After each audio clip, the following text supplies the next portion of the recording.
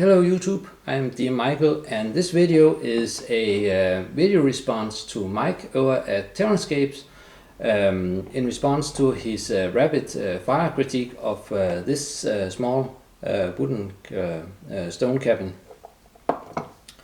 This stone cabin was originally commissioned by my dungeon master. He wanted a small log cabin that had a foresty kind of look to it. And also might have some battle damage. I had been working on this new technique for making stone buildings, so I thought I would make it out of stone instead, and then I would give it a wooden shingle kind of like roof to keep it in a foresty cabin like theme.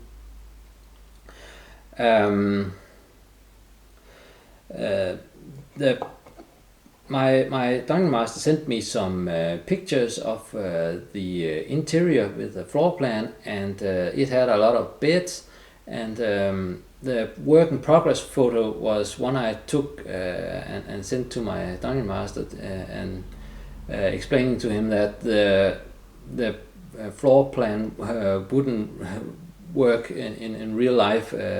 It would be crammed in too much with all the beds that were shown in the floor plan. In addition to the beds, there also had to be 4 or 5 chairs, a table and a desk, so there wouldn't be much space for anything else then. I didn't add any battle damage, but I did add some makeshift repairing of the roof in the shape of these individually laid extra shingles. So they are supposed to be shingles that have repaired holes in the roof and had been added later, so they're not shingles that have fallen out of the roof.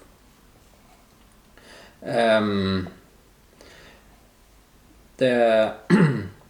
the comments there was some discussion whether the shingles were individually laid or if it was strips that had been cut out. Usually when I make this kind of roof, I cut out the shingles individually.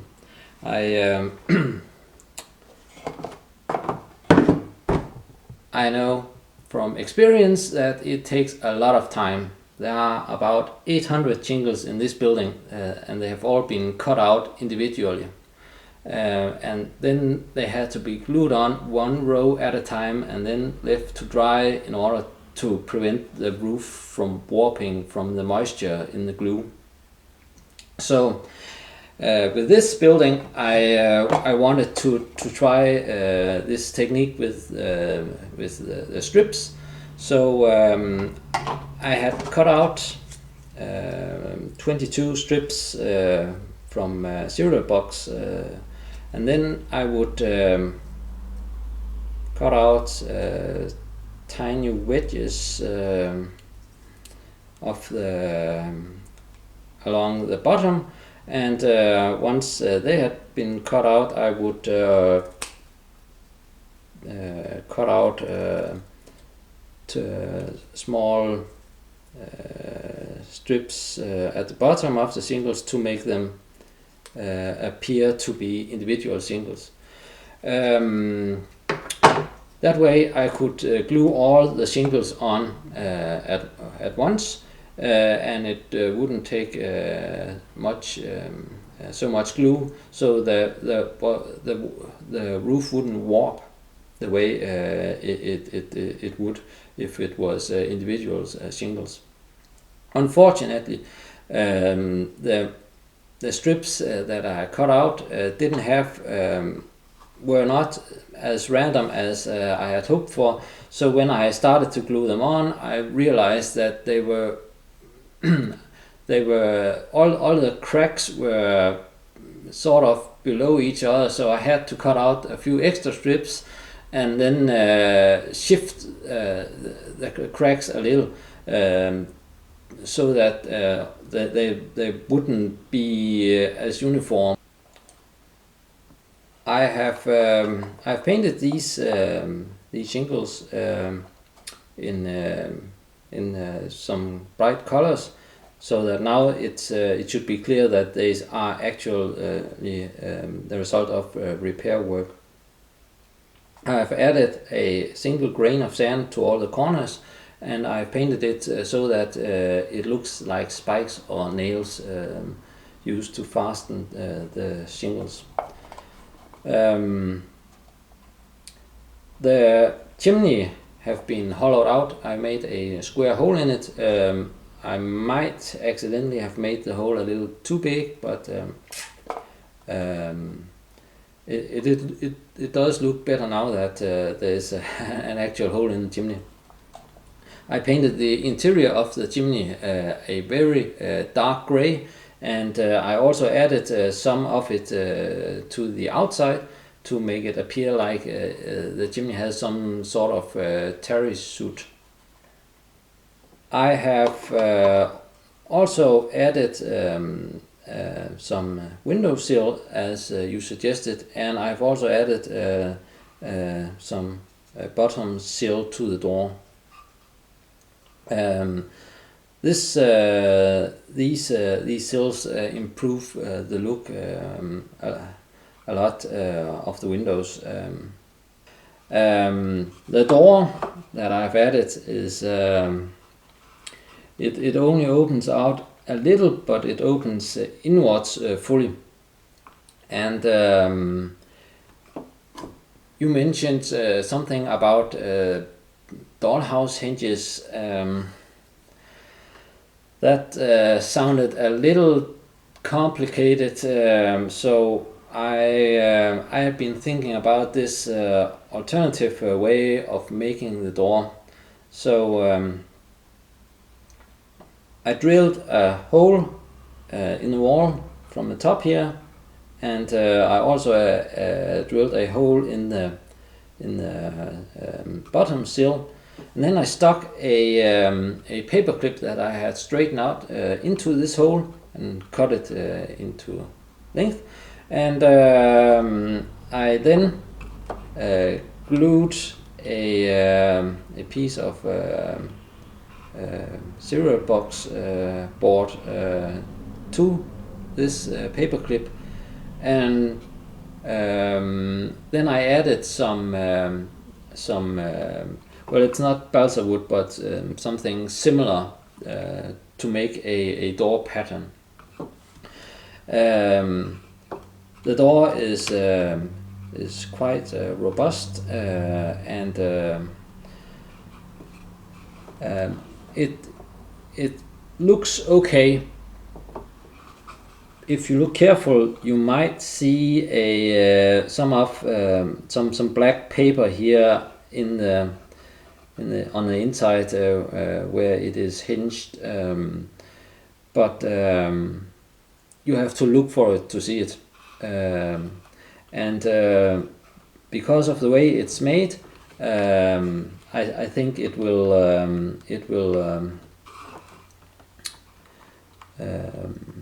won't break as easy as dollhouse hinges that have been glued to the inside.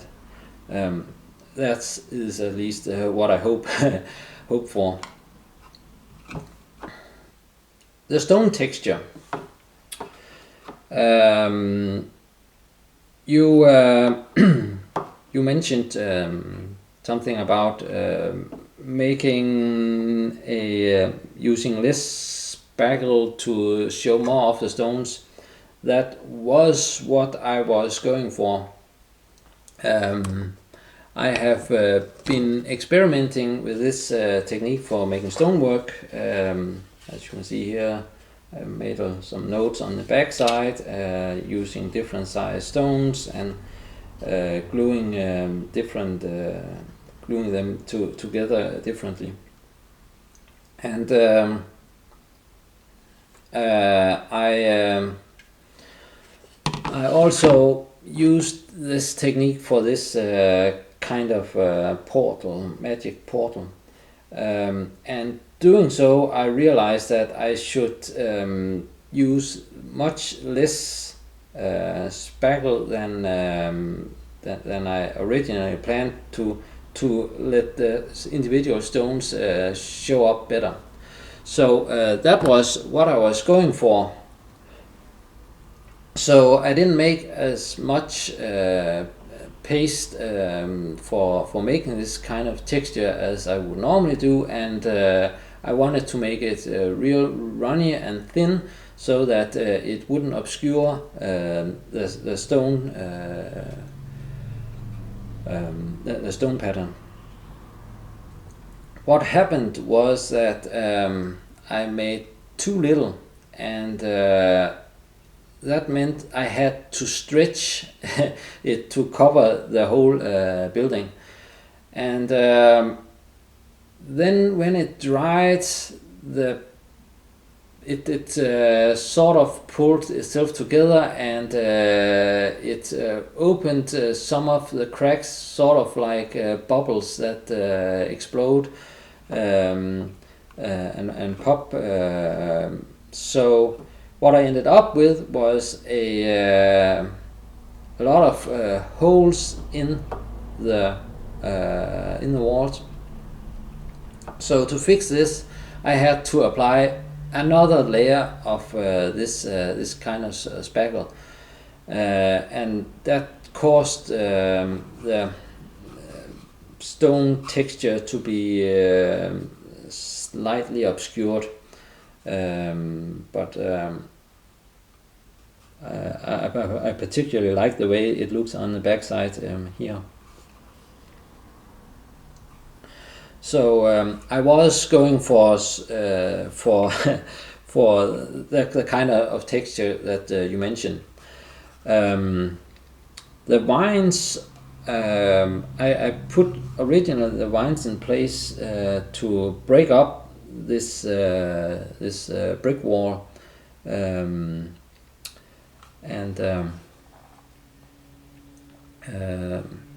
the way they are, I made them was that I added some hot glue first to give it some volume, and then I painted the hot glue with some PVA glue, and then added the flock.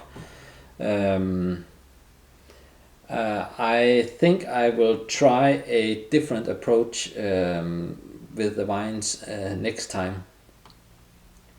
I might try to model the individual trunks of the vines with some kind of modeling paste. Someone mentioned in the comments that I should add some wash or tinting. It has been washed and tinted.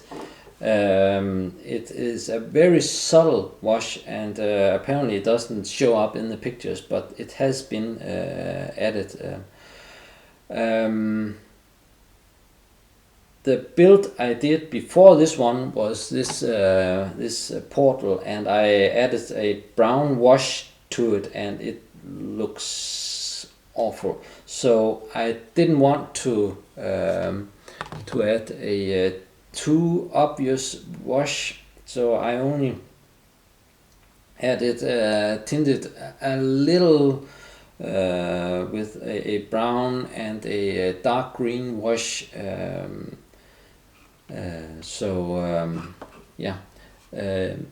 When you look at it in real life, you can see some small color variations in the stonework. Some brown and some greens, but apparently it doesn't show up that well on the photos. Finally, you mentioned something about a trim along these the edges of the roof.